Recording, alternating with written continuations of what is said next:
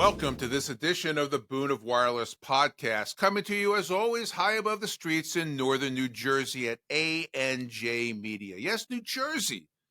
We're the booth at Holstein's Ice Cream Parlor in Bloomfield, where Tony Soprano may or may not have had his last meal, and the show's final episode was just auctioned off for $92,000, not including the onion rings. Forget about it. I'm your host, John Horowitz, founder and president of Atrium Unlimited Consulting. Hey, Andrew, I know that we're taping this a week or two before it runs, but today is the official start of International Women's Month. It's interesting that today's guest is from Germany and next week's guest is Swedish and lives in Croatia. Today's guest isn't a woman, but I guess the Boon of Wireless podcast now truly is international. I guess so, John. All right. Hey, this guy's still here. I can't get rid of him. All right. So our guest on the program today is a brilliant individual that I had the pleasure of meeting about a year and a half ago. He asked me to meet him at the Soho House in the West Village in Manhattan. I was warned by my daughters that I wouldn't fit in there, and they were right. But Dennis and I hit it off immediately and have developed a pretty good business and personal relationship. Dennis Bauer is the co-founder and president of Gigs, where he is responsible for business operations, legal, and finance. He launched Gigs out of the 2021 Y Combinator batch alongside his co-founder, Herman Frank. Before starting Gigs, the two had already founded HyperMesh together, a platform to build and operate low-cost LTE networks. Prior to HyperMesh, Dennis led the business development of multiple tech companies. He studied business administration at Maastricht University in the Netherlands and Ludwig's Maximilians University in Munich, Germany. Please welcome to the broadcast, Dennis Bauer. Dennis, always a pleasure to see you. John, great to see you and hear you too. Always a pleasure. We both attended the Mobile World Congress event in Barcelona last week. I have to say, if any of our listeners haven't been there, it is overwhelming, but a great show. What did you think? What did you get out of the show last week? It's definitely a huge event, and it's been growing over the years. The first time we went there was about 3 years ago, and it's very international. It's not as American as we had hoped from the visitors that were going. But I had a chance to connect with you, a lot of our partners as well. So it's a good show. A lot of walking, and you spend most of the time between the halls taking meetings. Yeah, I got my 20,000 steps in a day, but easy. The meals at night in Barcelona didn't matter. Okay, well, why don't we just jump right into it? So Gigs, why don't you give a quick overview of what Gigs is, what you do, and let's get started. Sure. So Gigs is a telecommunications-as-a-service platform.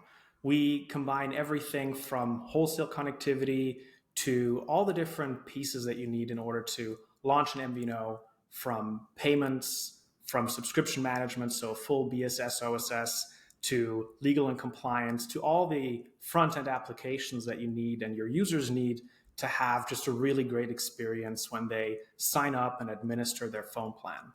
So would we characterize you, as we call them, an MVNE, a mobile virtual network enabler?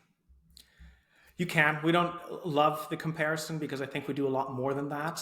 Okay. We look at the entire journey, and we're really focused on making sure that all the different moving pieces that you have, as you very well know, launching an MVNO isn't easy. There's a lot of different platforms that you need to put in, a lot of legacy that you need to basically stitch together. And often MVNOs, they're not a tech company. They're not actually solving the big problem of their infrastructure stack. So Gigs actually does that for the MVNO, so they can focus on growing their subscriber base, taking care of their customers, and just doing what they're set out to do, which is differentiate themselves in the market and become wildly successful. Good. So you and Herman have worked together and founded a few things. What was the genesis? What was the moment or the event that might have triggered, hey, let's get into this wireless crazy thing called MVNOs? What was the shining light that hit you guys and said, let's do this? Well, John, if you're familiar with how tech companies operate and kind of the spaces that they go into.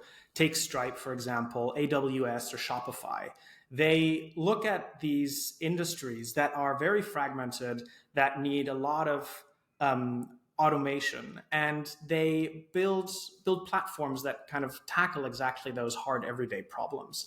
And if you're looking at the telecom space, there just hasn't been that shift yet that you've seen in the industries that I've just mentioned.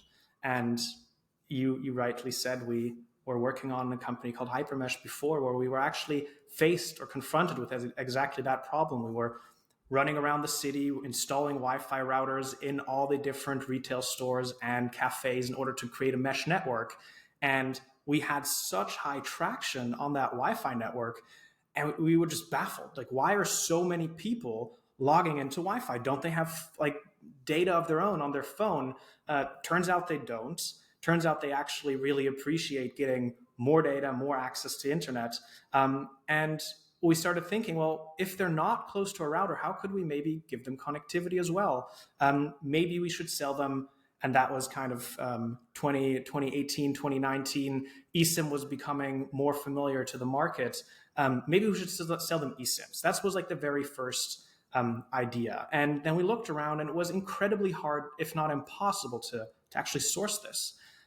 So we actually sat down and tried to understand why that is, talked to as many people as we could, and we just really saw that that's a huge gap in the industry, is making it easy for people with software backgrounds like ourselves to go in and build something in the telecommunications space. When did you actually launch Gigs? So we launched Gigs in 21 in the United States. Okay. So end of COVID, pretty much. Yeah, end of COVID. We started building it in the midst of COVID, which was a blessing and a curse. Everybody had a lot more time on their hands to actually focus on this new venture that we were starting. But it was really hard to build meaningful relationships with people, actually travel around and go see people. So, but we managed. Good. So I don't want to say it's a saturated market in the United States as far as MVNOs go. We calculated that MVNOs that we are aware of is about, on any given day, 173, one drops, two start, et cetera. And, it's a very competitive market. My guest last week, Seth Heine from Prologue Mobile, told me on camera that there was 100 carriers, legitimate carriers with towers that do the billing, et cetera. So this is a pretty mature market, I would say. How are you approaching this competitive market as the newcomer? Yeah, so I think the best markets and the most interesting markets are the ones that have already gained this sort of maturity, because that creates a lot of room as well. We come from a software background, and we encountered a lot of companies that have the same background as us. They come from software, and working with telecom, it wasn't necessarily clicking. So there's cultural differences, there's operational differences, there's a lack of modern infrastructure that these high growth businesses are used to. I mentioned them before: Stripe, AWS, and that puts Gigs into a very unique position. And we built this very modern platform. Our engineers are coming from Stripe and Apple and Airbnb, and we're bringing a fresh perspective into the market. And I think that's really been resonating incredibly well with the customers and partners that we work with.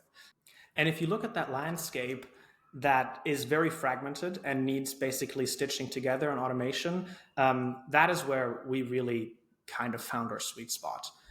Looking at the supply all the way to the end user, and making sure that we build in and incorporate all of the feedback from the different users and partners that we work with, and really obsess about driving down the cost to launch and run an MVNO, and then also making it easier for that MVNO to grow and serve more subscribers.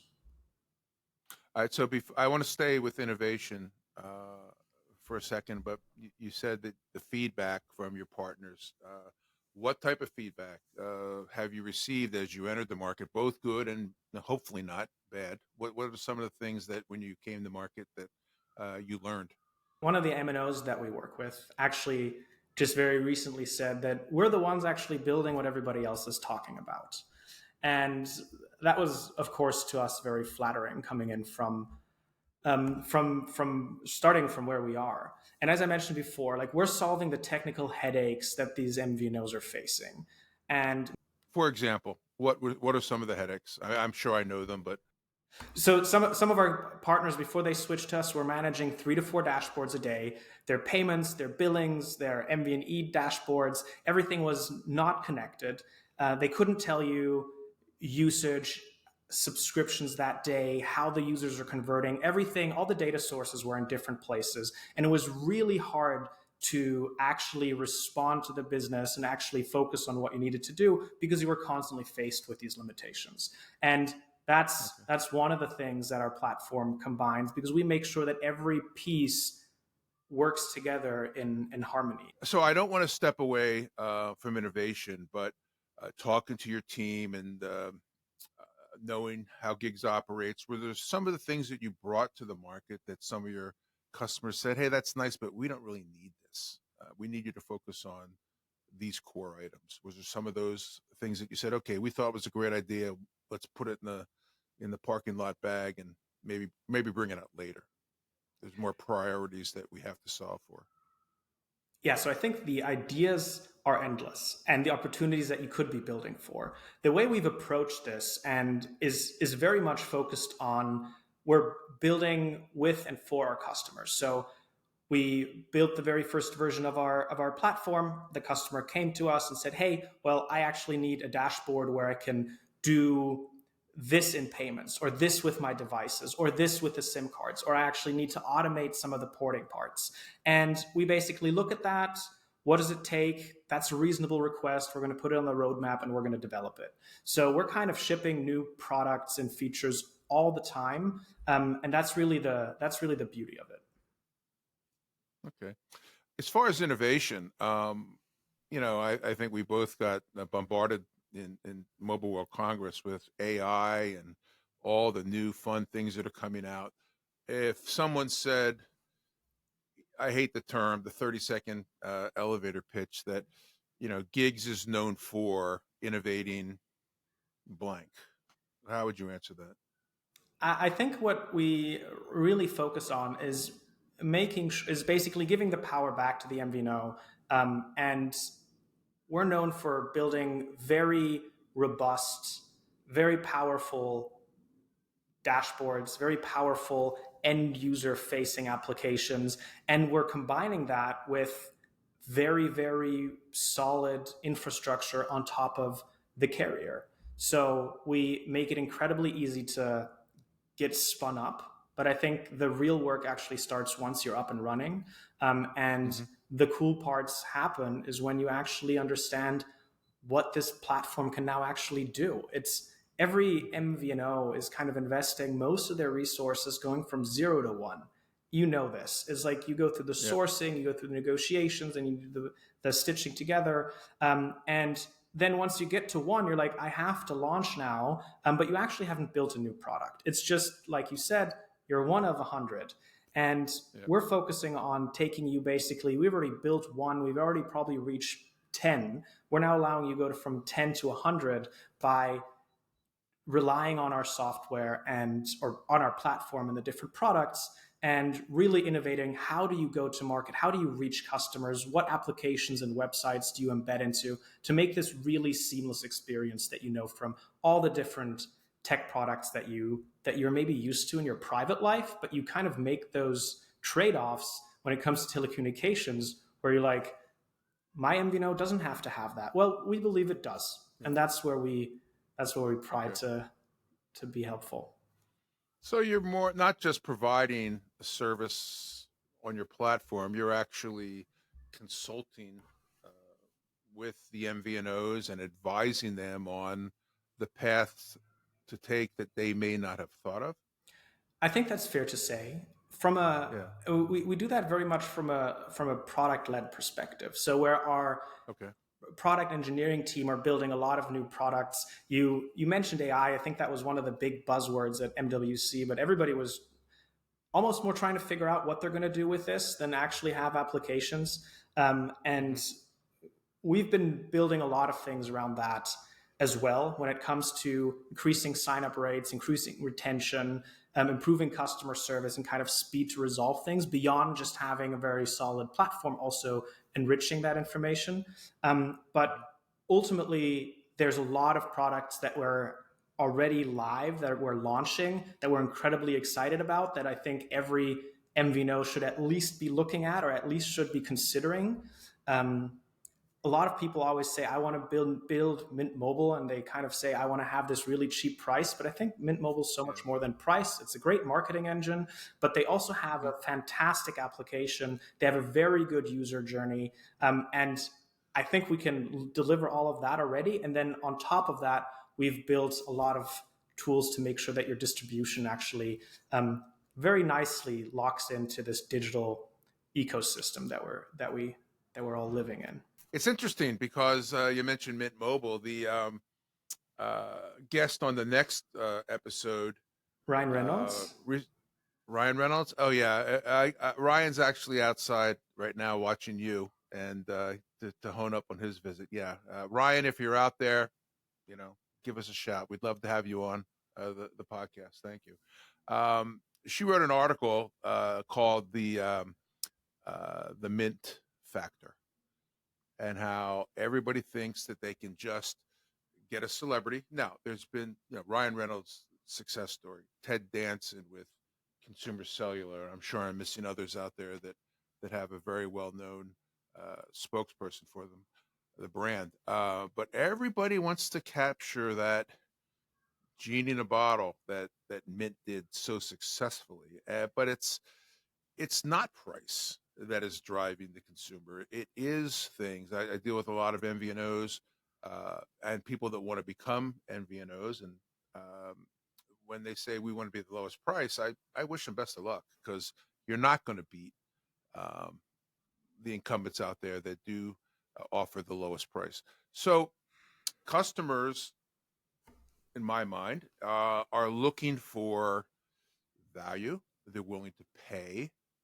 Whether it's an AI app, whether it's international long distance bundled in, whether it's truly unlimited data, and the carriers here have done a very good job of putting packages together that are costing you $80-$85 a month versus MVNOs that are selling a little bit less but the same amount of data for less than that, 50, 55, whatever the number is.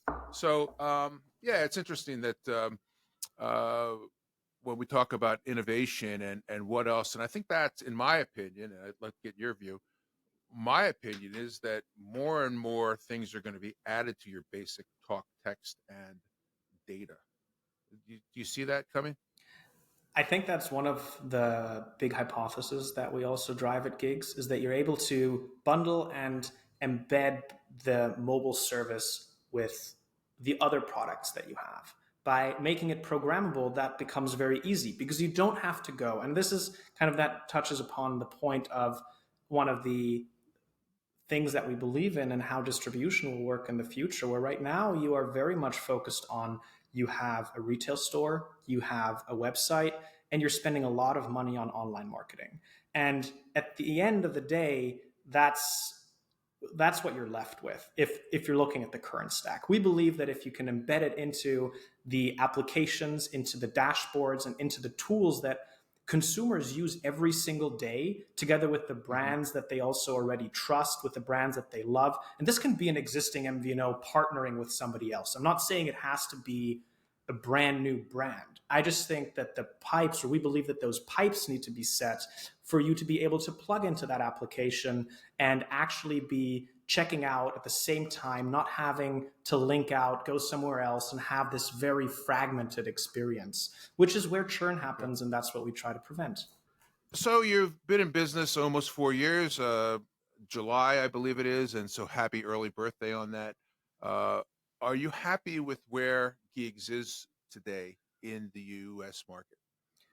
So we've been incredibly lucky with the people that we've been able to bring inside of Gigs. We've been able to build an incredibly passionate, driven team from all sorts of different backgrounds. And we've been very blessed with the customers, our early customers that trusted us, that got us up and running, and then all of the trust and also support that we're now getting from the carriers, from our partners that we're working with, people like yourself, John, that we have the pleasure seeing at conferences, working with on a day-to-day level, going to Soho House with. Okay, good. So go back 3.5 years when you did launch. What are some of the things that you know now in this competitive United States market that you had wished you knew before you actually launched?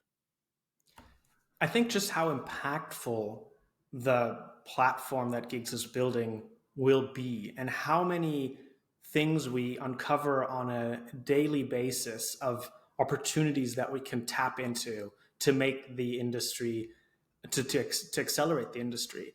Before we launched, I think we always knew it's going to be challenging. We didn't probably understand how fragile a lot of MVNAs and E's are, and we've in the early days definitely run into some hiccups ourselves, but that only encouraged us to build a more redundant product around the carrier integrations to foster close relationships with the carrier, so that doesn't happen anymore. And that's it. The problem is, though, is it's still happening to a lot of MVNOs every month, and so we didn't expect that, but it basically just unlocked an opportunity.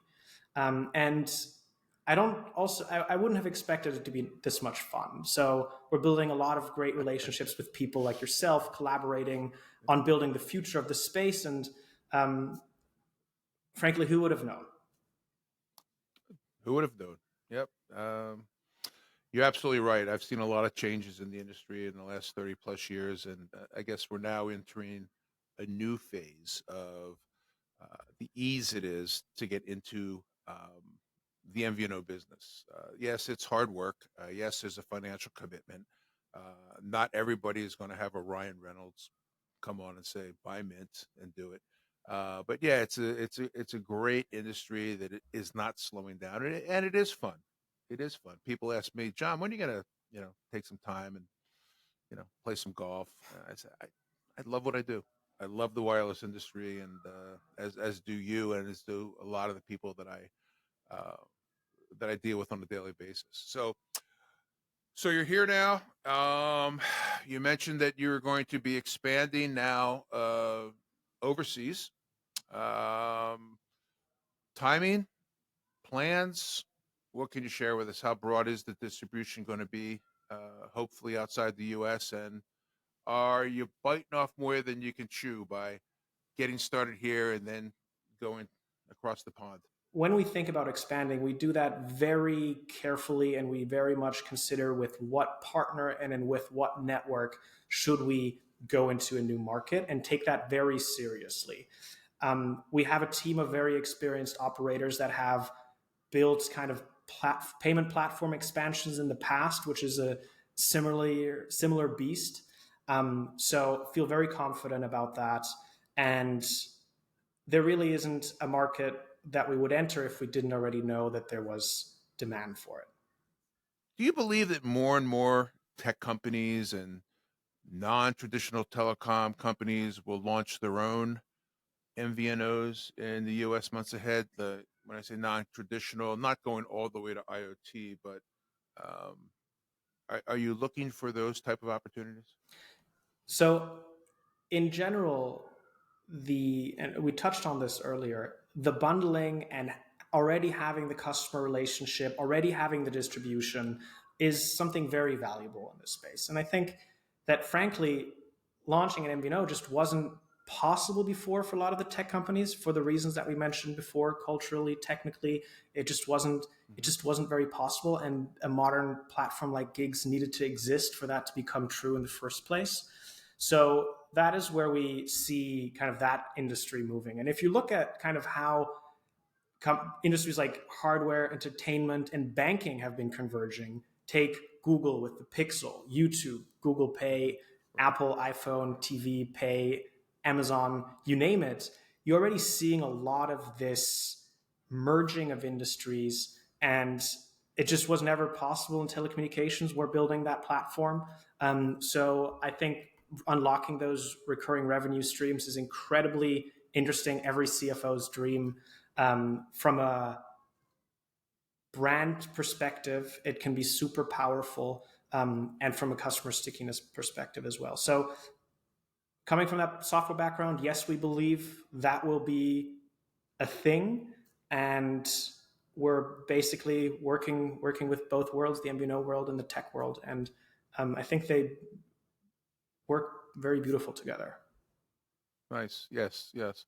Well, it seems to me, based on our conversation, not just today, but talking with you extensively over the last year and a half, and members of your team, that I think there's a very rosy future ahead for gigs. So congratulations on what you folks have done. Okay, I'm an MVNO in the U.S.